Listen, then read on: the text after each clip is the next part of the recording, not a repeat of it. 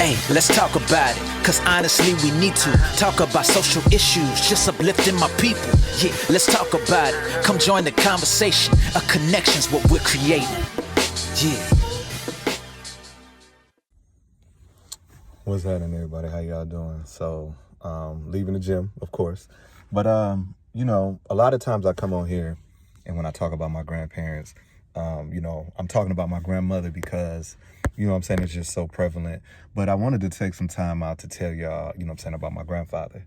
Those that know him already know, but my relationship with my grandfather was wonderful as I got older. You see, Papa had no apprehension of telling me no. And I didn't understand it back then, right? I would ask him something, he would tell me no. And sometimes I felt like everybody else would ask him something and he would say yes, right? But he would tell me no. And I'm like, you know, like, man, like, why does he keep telling me no, right? And, you know, when I got my first job, you know, he brought me in the room and he told me, okay, you're going to give me your paycheck and I'm going to take 10% for ties, put some in the bank, and then he asked me, how much do you want after that to last you until the next payday? So I told him an amount, I don't remember. Then he told me, he said, okay, are you sure? I said, yes. He said, because I'm not going to change that. So I want you to tell me. So I told him, yeah, this the amount, I'm good.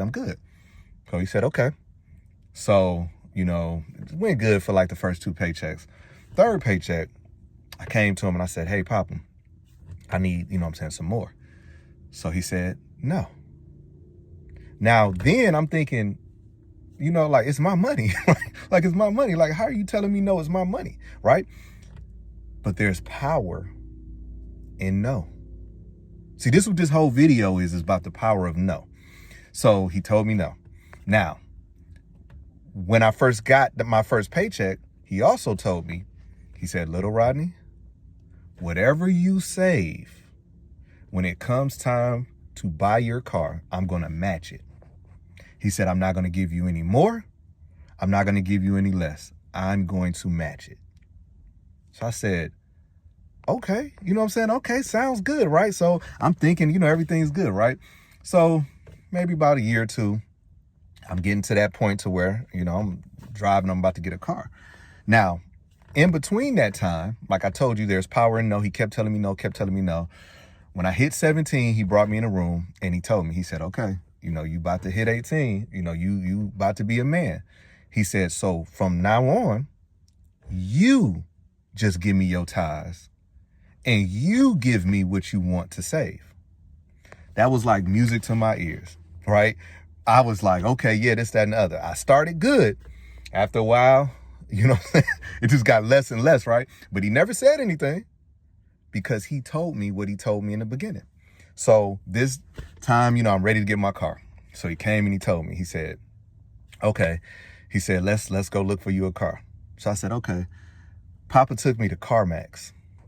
Went out there, let me look at all of these nice cars.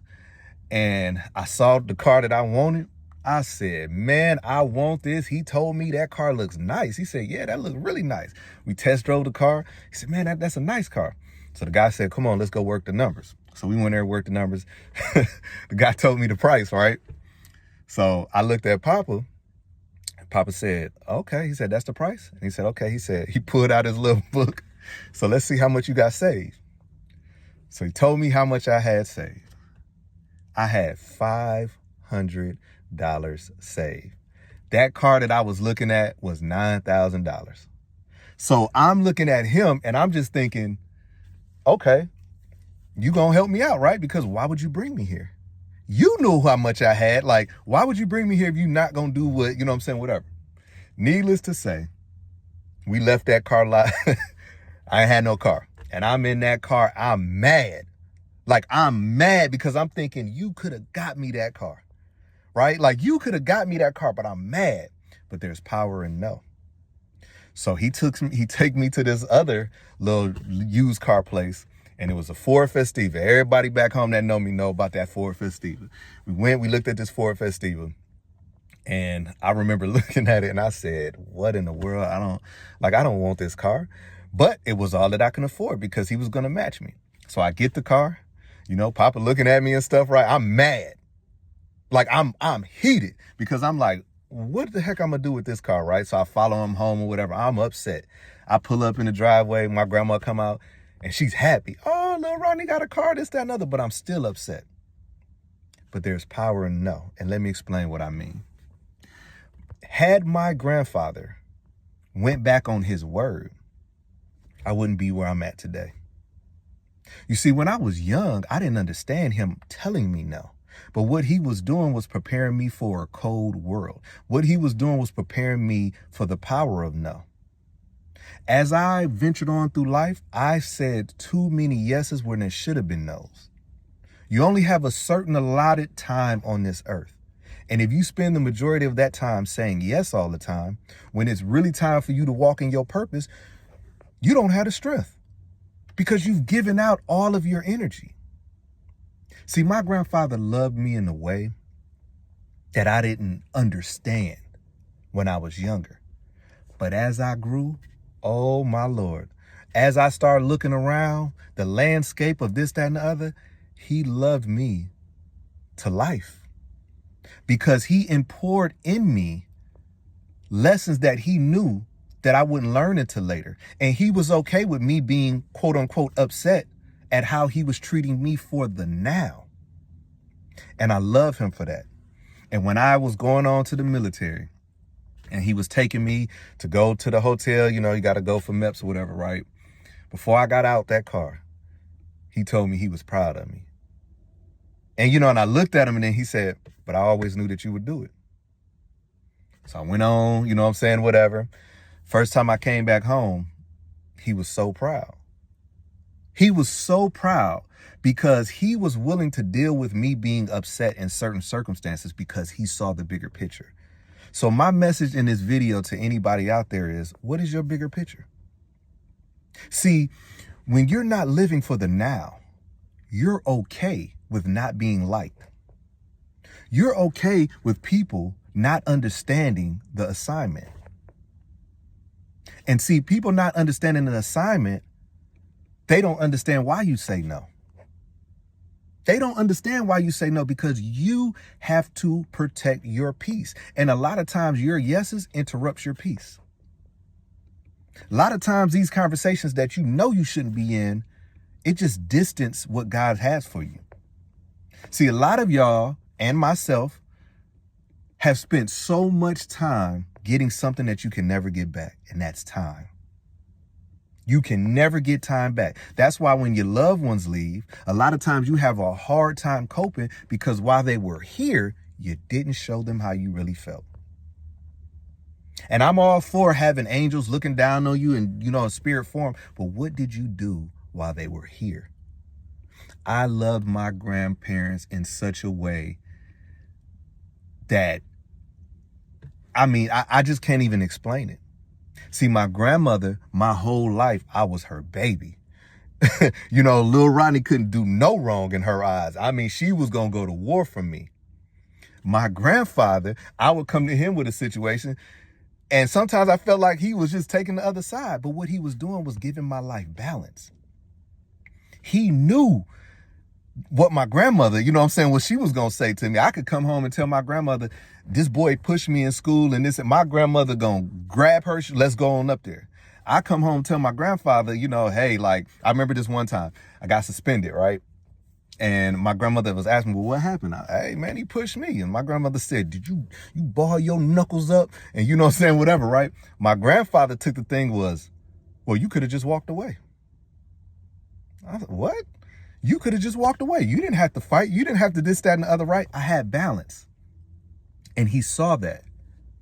And years later, when I asked him, I said, Papa, when I was coming up, I knew you loved me, but sometimes I didn't think that you liked me. And he told me something that gets me through the hard times, sometimes when I got hard times. And he said, I was hard on you because I knew that you could do it. And that sums this whole video up right now. He told me no for the betterment of my future. When you're a parent, sometimes you are so concerned with being your kid's best friend that you don't want to see them hurt. But what you do is you take away a lesson sometimes that God's trying to show them.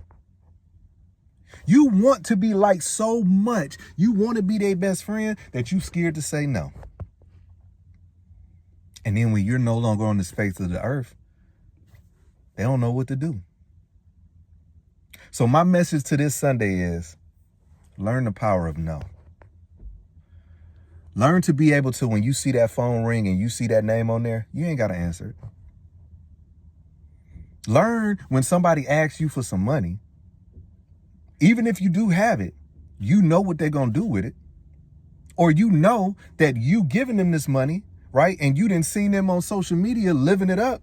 Or they asking you for something, but they get enough money to do whatever they want to do. You got to know how to say no, because that no is going to force them to figure it out. And sometimes that's what God wants us to do, is figure it out. A lot of your no's have turned into be a blessing in disguise. Some of y'all are sitting in a relationship right now that God told you no. And you said, I hear you, but nah, this is for me. Now look at you 8 years later. Some of them jobs that you wasn't supposed to take, God said, nah, this ain't for you. You said, nah, I got it. And now you sitting there miserable. So anyways, man, just understand that power of no. I love my grandfather, even though he is not here in the physical, but that man taught me so much just in the power of no. Hey, let's talk about it, cause honestly we need to talk about social issues, just uplifting my people. Yeah, let's talk about it. Come join the conversation. A connection's what we're creating. Yeah.